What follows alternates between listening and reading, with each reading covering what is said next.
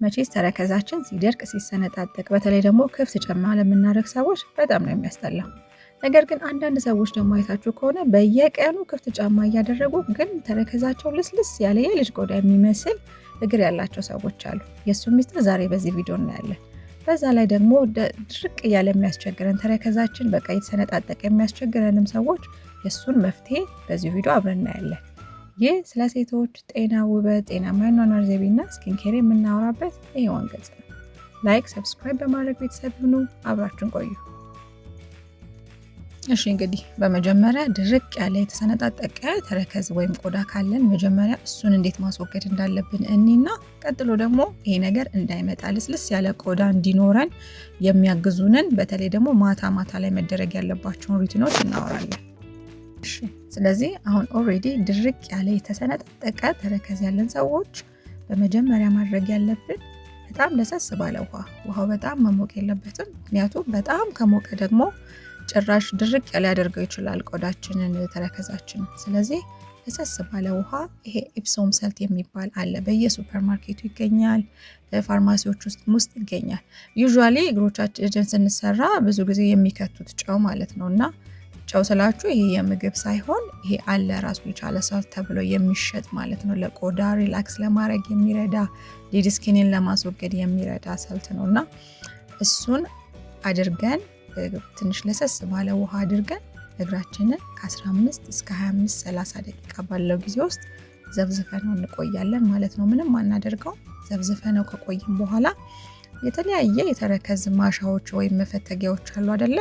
በእነሱ ቀስ አድርገን ዴድ ስኪኑ እየተራገፈ ይመጣል ማለት ነው። ምክንያቱም ስንዘፈዝፈው ኦሬዲ ዴድ ስኪኑ እና የዋናው ቆዳችን በቃ እየተለያየ ልስልስ እያለ ስለሚመጣ በቀላሉ ነው የሚራገፍልን። ስለዚህ ቀስ አድርገን ቆዳችንን ሳንጎዳ ቀስ አድርገን እናራግፈዋለን ማለት ነው፣ እናወጣዋለን። ከዛ ምንድን ነው የምናደርገው? በእንደዚህ አይነት መንገድ ንጽት ካለ በኋላ እንደዚሁ መተው የለብንም። ከተፈገፈገ እንደዚህ ተዘብዝፎ ከቆየ በኋላ ትውት ማድረግ የለብንም። ምንድነው የምናደርገው? ዲፕ የሆኑ ሞይስቸራይዘሮች አሉ፣ ሎሽኖች ማለት ነው። እና ዲፕ ሞይስቸራይዘር ስናያቸው ራሱ ማለት ሎሽኖቹ ላይ ብዙ ጊዜ ይጻፋል ማለት ነው። በጣም ድርቅ ላለ ቆዳ የሚረዱ ዲፕ የሆኑ ሞይስቸራይዘሮች በተለይ ደግሞ ተረከዛችን አካባቢ ከቀባ ነው በኋላ በተለይ እግራችሁ በጣም ድርቅ ያለ ወይም ስንጥቅጥቅ ያለ ሰዎች በላስቲክ ሽፍን አድርገ ነው ከ5 እስከ 10 ደቂቃ ሞይስቸራይዘሩን ከተቀባም በኋላ በደንብ አድርገን ከተቀባም በኋላ ከ5 እስከ 10 ደቂቃ ባለው ጊዜ ውስጥ በላስቲክ ሽፍን አድርገ ነው ከላዩ ላይ ካልሲ አድርገንበት በደንብ እንዲመጣው ማለት ነው እርጥበቱን ወይም በደንብ ሞይስቸራይዝድ እንዲሆን ቆዳችን እንተዋዋለን። በመቀጠል ቆዳችን እንደዚህ ንጹህ ከሆነ ወይም ትንሽ ሂል ካደረገልን በኋላ ደግሞ ምን ማድረግ አለብን? ይሄ ቅባት ወይም ሞይስቸራይዘሩ እንዳይወጣ ሎክ የሚያደርጉ ልክ እንደነ ኮኮናት እንደነ ቫዝሊን የመሳሰሉትን ኦሊቭ ኦይልም ይሆናል አክቹሊ እነዚህን ነገሮች ደግሞ እንቀባዋለን ማለት ነው። እነዚህ ምንድነው የሚያደርጉልን? ያለው እርጥበቱ እንዳይወጣ ሎክ አድርገው ዝግት አድርገው ነው የሚይዙልን፣ እንዲቆይ ማለት ልስልስ ብሎ እንዲቆይልን ያደርጋሉ። ስለዚህ በእነሱ አይነት ነገሮች በደንብ ቅብት አድርገን በተለይ ደግሞ አንድ ቲፕ እዚህ ጋር ምነግራችሁ፣ በተለይ ቫዝሊን የምታደርጉ ከሆነ ቫዝሊን ወይም ግሪስሊ የምትጠቀሙ ከሆነ ቫዝሊን ወይ ግሪስሊው ላይ ትንሽ ሎሚ አድርጋችሁበት ቀላቅላችሁበት ቢሆን በጣም በቃ እንትን ቆዳውንም ፍክት የማድረግ ነገር አለውና አንድ ላይ እሱን ካደረግን ከቀባ ነው በኋላ ችንን አድርገን በተለይ ደግሞ ይሄ ኮተን ልስልስ ያሉ ካልሲዎችን አድርገን እንጨርሳለን ማለት ነው። እንግዲህ ተረከዛችን እንዳይደርቅ እንዳይሰነጣጠቅ በተለይ ደግሞ ብዙ ጊዜ አዘውትረን ክፍት ጫማ የምናረግ ሰዎች ልስልስ ያለ የልጅ ቆዳ የሚመስል ተረከዝ የሚያምር ተረከዝ እንዲኖረን እግር እንዲኖረን ሩቲናችን ምን መምሰል አለበት የሚለውን ነው አብረን የምናየው። እሺ እንግዲህ የሚያምር ልስልስ ያለ ተረከዝና እግር እንዲኖረን ሩል ነምበር 1 ወይም ሁሌ መቅረት የሌለበት ሩቲናችን ውስጥ መሆን ያለበት ነገር እግራችንን በቀን በቀን መታጠብ ይኖርብናል። በተለይ ደግሞ ከመኝታ በፊት ቢሆን ይመረጣል ማለት ነው። ትምህርት ቤትም ዋልን ስራም ዋልን በየትኛውም አይነት ሁኔታ ውስጥ ብንውል ወደ መኝታ ከመሄዳችን በፊት እግራችንን በደንብ መታጠብ ይኖርብናል።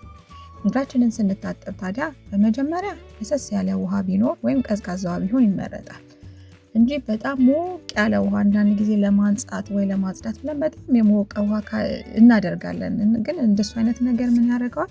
እግራችንን በጣም እያደረቀው ነው የሚሄደው። ምክንያቱም በጣም ሞቅ ውሃ ጭራሽ የተፈጥሮ ቅባቱን ይወስደዋል ማለት ነው። ስለዚህ ለሰስ ባለ ውሃ በጣም በቂ ነው። በሱ በደንብ መታጠብ እና ደግሞ የምንጠቀማቸው ሳሙናዎች ኃይለኛ ኬሚካል እና ሽታ የሌላቸው ባይሆኑ ቀለል ባሉ ሳሙናዎች። ምክንያቱም እንደዚህ ኃይለኛ ኬሚካል ሽታ ያላቸው ሳሙናዎች ድርቅ የማድረግ ነገር አላቸው እና ልስልስ ባሉ እነዚህ ሻወር ጄሎችም ቢሆኑ ወይም ሳሙናዎች ልስልስ ያለ ነገር ወይም ልስልስ ባለ ሽታ ባላቸው ወይም ኬሚካል ባላቸው ነገሮች መታጠብ ይኖርብናል።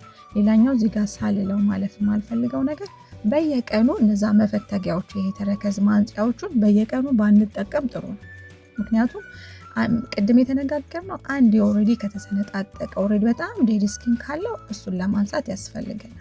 ነገር ግን ይሄንን መፈተጊያውን ግን በሳምንት አንድ ጊዜ ካደረግነው በቂ ነው። በየቀኑ በሱ መፈተግ ጭራሽ አንዳንድ ጊዜ ሰውነታችን ራሱን በራሱ መንገድ የሚያጸዳበት መንገድ አለው እና እሱን ነገር ነው ዲስራፕት የምናደርገው የምንረብሸው ማለት ነው። በየቀኑ እሱን መፈተግ ተገቢ አይደለም። በተለይ አሁን እንደተነጋገርነው በየቀኑ የምንታጠብ ከሆነ ኔሴሰሪሊ ያንን መፈተጊያው መጠቀም የለብንም። ምክንያቱም በየቀኑ እሱ የምናነሳ ከሆነ ሰውነታችን ጭራሽ አቧራ ግራብ እያደረገ ነው የሚሄደው፣ እየሳበ ነው የሚሄደው ማለት ነው። እሱን በየቀኑ ማድረግ የለብንም። በንጹህ ውሃ ሳሙና ከታጠብነው በቂ ነው ማለት ነው። ታዲያ ታጥበን ከጨረስን በኋላ ደግሞ እንደዚሁ መተው የለብንም። በደንብ ሞይስቸራይዝ አድርገን ከተቻለም ደግሞ ማሳጅ አድርገን በደንብ በቃ ሰውነታችን በቃ ሞይስቸራይዝድ ሆኖ እርጥብ ብሎ ማለት ጤናማ የሆነ እርጥበት ኖሮት መቆየት ይኖርበታል። እሱ ካደረግን በኋላ ደግሞ የእርጥበት እንዲቆይልን ወይም ቆዳችን ሞይስቸራይዝድ ሆኖ እንዲቆይልን ካልሲ ብናደርግበት ልስልስ ያሉ ካልሲዎችን አድርገን ብንተኛ ጠዋት ላይ ፏ ያለ የሚያምር እግርና ተረከዝ ይኖረናል ማለት ነው። በተለይ ደግሞ ቅድም እንዳልኳችሁ ክፍት ጫማ አድርጋችሁ የምትውሉ ሰዎች፣ አዘውትራችሁ ክፍት ጫማ የምታደርጉ ሰዎች በእንደዚህ አይነት መንገድ እግራችሁን ቴክ ኬር ካላረጋችሁ ወይም በእንደዚህ አይነት ሩቲን እግራችሁን ካልጠበቃችሁት እየተሰነጣጠቀ እየደረቀ ሊመታ ይችላል። ክፍት ስለሚሆን አቧራ፣ ነፋስ፣ የተለያዩ ነገሮች ስለሚኖሩ ማለት ነው እና በእንደዚህ አይነት መንገድ የሚያምርና የልጅ ቆዳ የሚመስል ተረከዝ ይኖራችኋል ማለት ነው። እንግዲህ እናንተንም ሀሳብ አስተያየት ኮሜንት ላይ ጻፉልኝ። ላይክ፣ ሰብስክራይብ ማድረግ እንዳይረሳ። ቻው።